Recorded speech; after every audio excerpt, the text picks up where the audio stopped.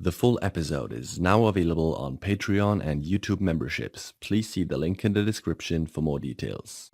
And we are back to do another commentary track. It's been a minute since we've done one of these, but this time we'll be focusing on House of the Dragon, Episode 4, King of the Narrow Sea. Preston, how are you? Doing okay. King of the Narrow Sea. We get to focus 100% on our rogue prince, right?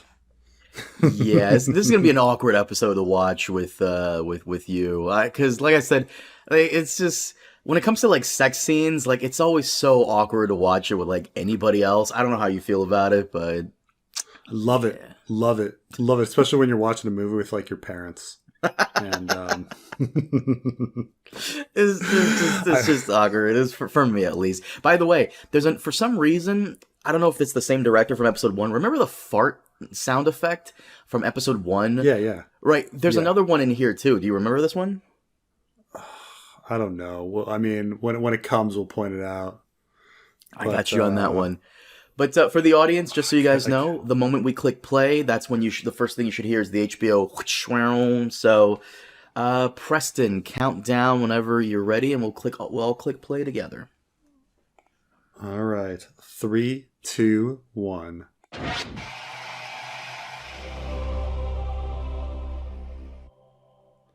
Oh, the intro. It's still horrible. Do you think they're going to change it for season 2? Maybe a little bit, committed? But I think like that budget needs to go to something, and I don't think they can spare it on this. It's just, I mean, looking at it now, like the blood just looks bad. Do we talk about this every time? Every time. How bad? Every time. It has to be a meme at this point. I guess so. By the way, the difference now is that you've seen the house that Dragon built. That's a whole like 20-30 minute segment, right? That you can watch on HBO. Yeah, exactly. Did you watch the episode 4? I can't remember. I was thinking about it while we were loading this up, and I was like, because I got about halfway through, and I can't remember.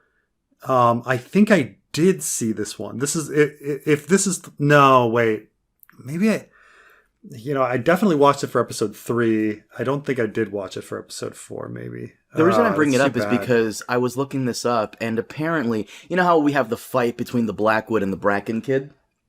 Yeah. Apparently, the fight's off screen because we don't get to see it, only the aftermath. But apparently, they actually do show the fight in the house that Dragon's built. Someone was telling me about it, and I'm like, "Oh, really? Oh," because I've only seen like the clips on YouTube. It was like longer. Apparently, it was longer, but it's off screen. We don't get to see it. I kind of want to see that part now. Okay. Because I do want to see the fight between the Brackens. We begin with her fingering the necklace, showing that she's really just thinking about Daemon the entire time, that she's really in love with Daemon. And so all these people here. Now, I remember one of the errors is they have House Mud, which House Mud hasn't existed for a long time. And yet there's someone from House Mud here. And Lord Dondarrion, and I think I saw Frey, Mooten, and Swan. Yeah. Now, in the original material, it's a little ambiguous if Rhaenyra goes on a wedding tour or if she just goes on a tour. It just says she goes on a tour and visits many places, and it could be very political rather than it being directly related to her finding a husband. She does do a tour, and then immediately after they do talk about her getting married, and I could understand why the showrunners would read Fire and Blood and get that impression, but there's nothing actually in the text that says she goes on a tour searching for a suitor or searching for a husband, but nonetheless, here they have her at Storm's End. I guess they just wanted to give some Storm's End and Boris Baratheon some screen time. So is it Borum and Baratheon? Yeah, I always get this wrong. I think it's Borum and Baratheon. Something I actually never... later it's Boros. Then they didn't need to give Boromund any screen time. Yeah. Something I never realized until I started playing the CK2 Game of Thrones mod like well into like the Game of Thrones on HBO, is how all the houses kind of have like their own hierarchy of like nobility, like tiers of nobility, right? And someone was talking to me about this. Like you get to see this here. So we see Rhaenyra the Royal, we see Lord Baratheon, the Lord Paramount of that region of the Stormlands, and then we just saw Dondarrion, and then Kristen, which is one of the major lords of that Stormlands, and then we see Kristen Cole, who is under Lord Dondarrion, as House Cole is their stewards. So I didn't realize until CK2 that's kind of like the hierarchy. Like that every region of Westeros has like, you have your Stark, you have your House Bolton, and then House Whitehill is under Bolton. I didn't realize. I thought everyone was under Stark. Well, I mean, they are, but then it's like, it's just the subs. Like who's it's like having your supervisors at work and your supervisor's supervisor. This battle, which of course, like in the source material, the one of them doesn't actually die. They actually have to meet again in the war. But here, like, Bracken gets totally gutted. I don't know how the dude would survive this one. In the books, isn't it like the other way around? Blackwood gets fucked up.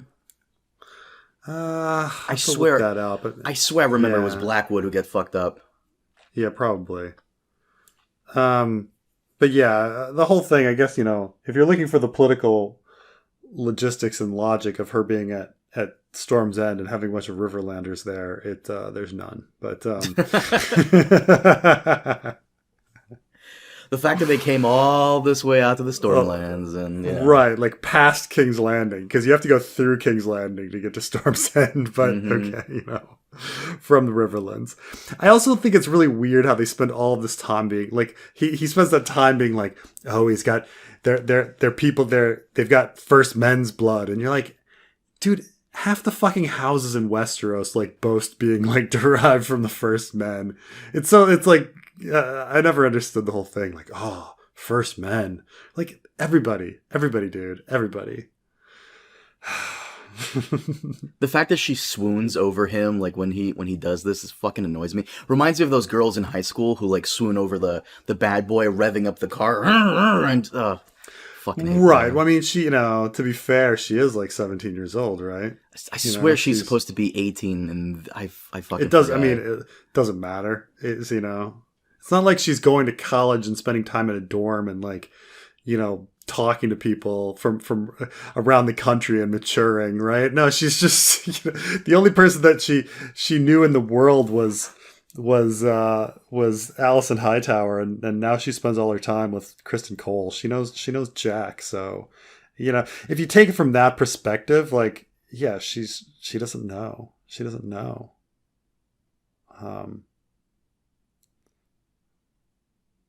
So it's all, all ridiculous. Though, on her tour, you'd think she would have had some cool adventures, like somebody going on their study abroad or something, coming back a changed person. But she actually comes back after 6 months traveling pretty unchanged. Even her relationship with Kristen Cole, we don't really get to see how much they connect and why she would choose to, like, initiate a romance at the end of the episode. Yeah, that's the one. That's one of the reasons I've said, like, I think this should have 12 episodes instead of 10. We needed more time with young Rhaenyra. Yeah, like had they done an entire episode of her on that tour and her spending time with Kristen Cole and the romance blooming between them, that would have been interesting. Plus, you would have get to see all these different houses. You would have explored Westeros. But but it'd be filler. You'd have to find something interesting for her to do. Oh, like the hunt wasn't filler? Yeah. I mean, they have it. They have a filler episode. The hunt was supposed to establish like her and Kristen Cole's budding friendship, but I guess we're supposed to assume that in the 6 months they've become closer. Like, yeah, that's the thing. Is so much is like assumed off stage. Add it to the chair. Yeah. Yeah, here it's very antagonistic, the relationship between like the king and like the brother and their war and everything. When in the source material, like he's been funding the war the entire time, so it's kind of there's a mystery of whether or not there was actually a rift.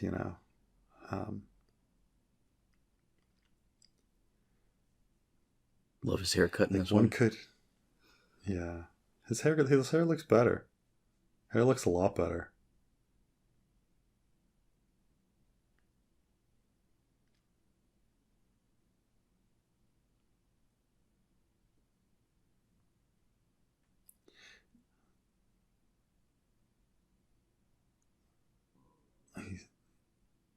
He's so healthy in this one.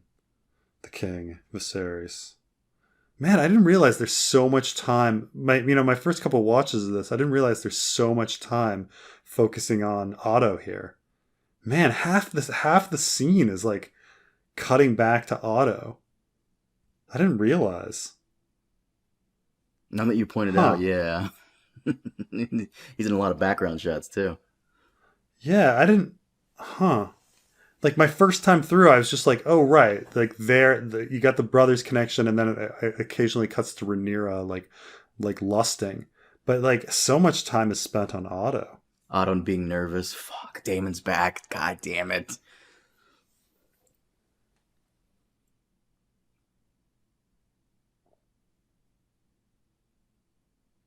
I do love that line though, added to the chair.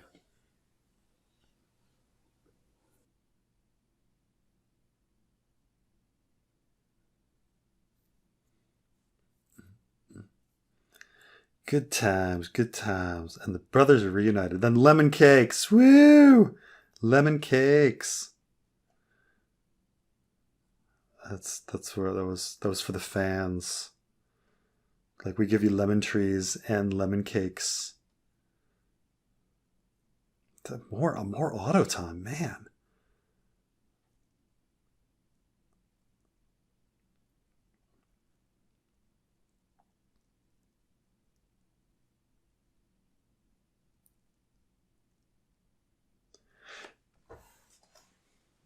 They have these weird. There's timeline stuff that's really weird with this because he's like, "Oh, mother loved you best," and it's like,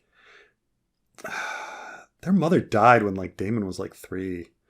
Like, he has like no memory of, and like Viserys is like 7. It's like By the way, act this like is it's it right here. This is it. Yeah. If you listen carefully, it's the fart sound effect. Oh, really? Because he goes, "Oh." I thought now that you mention it, I remember it, but I thought it was like.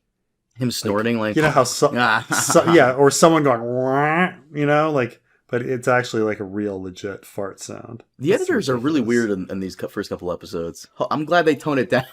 They tone it down. Yeah, they definitely do. Remember last episode with Daemon charging in and we never get to see the fight? Like a lot of the editing is just it's fine.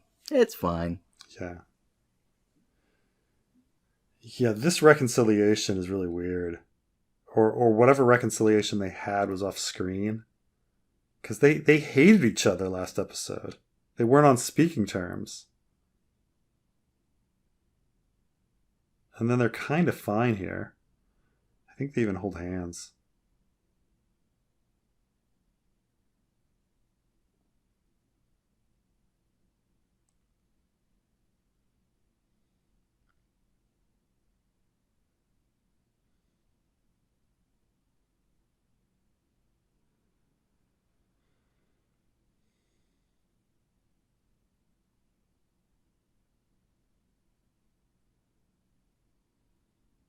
Romantic? How dare you? I know, it's kind of yeah, I mean, this idea of like the conflation of like romance and marriage and stuff, like it's strange how there's like nobody gets married for romance in this world, and yet they all kind of like still have this weird hope for it, which is kind of funny. I mean, I suppose it's, we see that in literature as well. That's strange that everyone still has this idea and hope for romance, even though nobody's getting married romantically. It's how lucky we are to like live in a 20th century, 21st century world, choosing our mates, because we like them. Yeah, I think that was one of my criticisms of this episode, is that the reconciliation of Rhaenyra and Alicent is just like, why even have it when they're gonna shatter it? I don't know. It's weird. For drama, of course. Yeah, the drama. By the way, we had so many crucial scenes in front of the weirwood tree. I'm almost hoping they have, like, at the very end, Bran. It was all televised and viewed by Bran, and it's Isaac Hempstead at the very end going, so that's what happened. They're not. They're I not. know. They're gonna have none of that.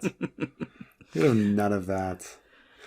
I know. Like, even like, I think in this episode I make a big deal of how cool it is that she lies in front of the weirwood and not being such a big deal. But I also, like, wrestle with the fact that maybe it was just a fucking coincidence that they popped this weirwood in, and, like, her lying, like, from the book, lying in front of the weirwood is like a big deal, but it's like not a big deal here. It's sort of like, how I made it, like, I mentioned how in the Hunt episode, how I was like, oh, this is really cool that they're referencing a Game of Thrones where there's a lot of reference on the White Hart. And then I watched the behind the scenes, and they're like, oh yeah, we threw in the White Hart, which wasn't in the book. It's from Arthurian legend. And I was like, no, it is in the book. Like, it is in the book. Did you not remember? Oh God. Like, it was just a coincidence that they did the same. Like, obviously George was referring to the Arthurian legend when he threw it in in book 1. But big coincidence. And they are too. But it was just a coincidence that they both referred to the same thing, the White Hart. It's so funny. It's so odd that it was like, I forgot. Something. Is it ever established that Viserys knows High Valyrian too? Never established.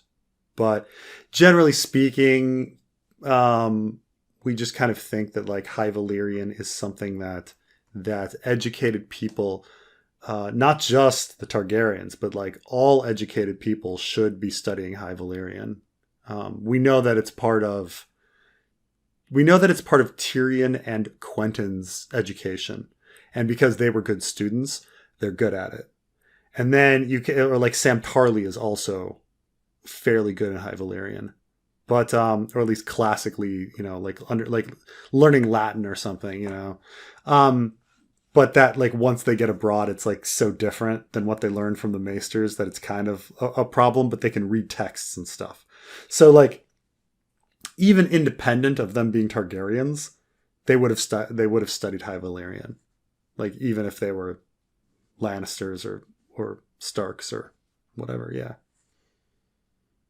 That's just part of royal or lordly education.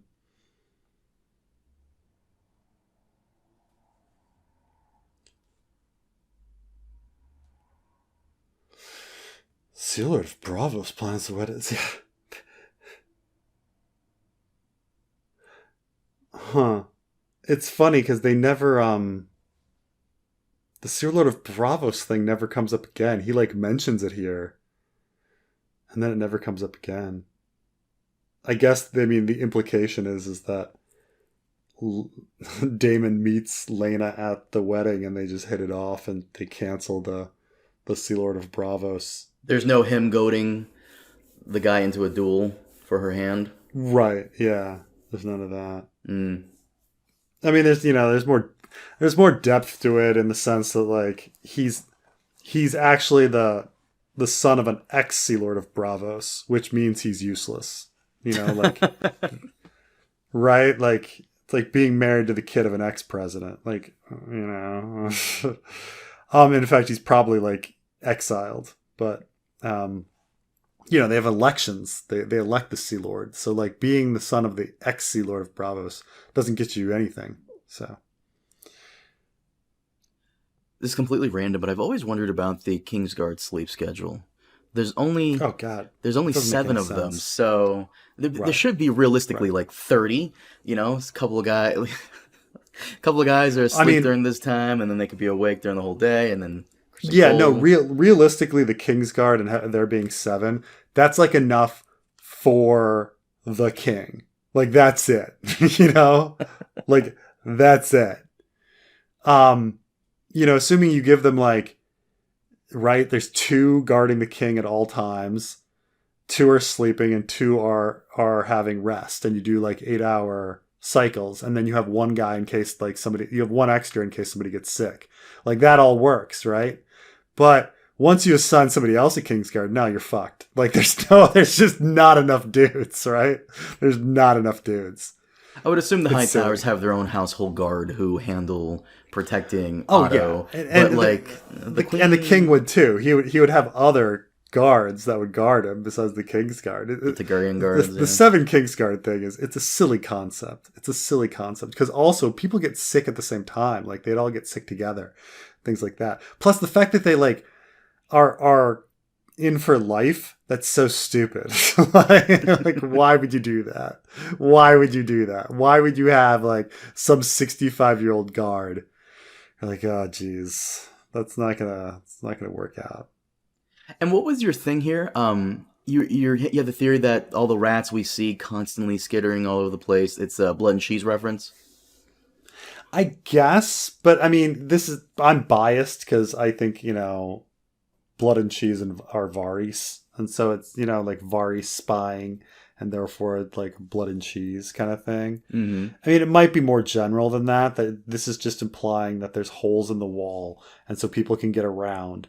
And because there's people getting around, there's spies, and there's a lot of stuff going on secretly. Not just Varys, not just blood and cheese, but everyone. That the rats just kind of represent everyone, like all the problems. But, you know, if it were me theory crafting, like it's so much cooler if Larys is cheese and it has to do with that. But I think they're just kind of, you know, really focusing on the fact that like there's secret passages, and those secret passages are going to, you know, lead to stuff later. So